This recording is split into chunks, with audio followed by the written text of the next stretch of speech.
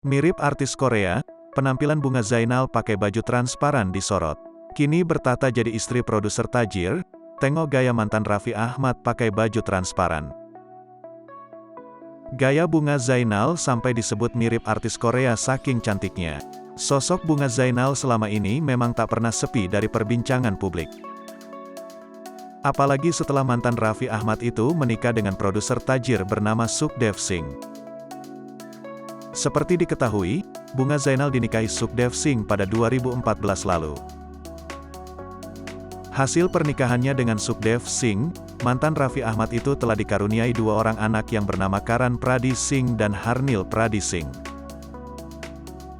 Hujatan yang diterima Bunga Zainal itu sudah dari awal pernikahannya dengan Sukdev Singh. Bahkan, mantan Raffi Ahmad itu kerap kali mendapat tuduhan yang tak mengenakan hati dari publik.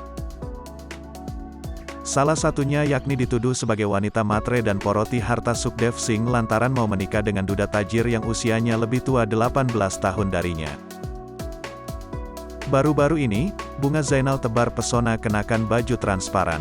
Mantan Raffi Ahmad sampai disebut mirip artis Korea saking cantiknya.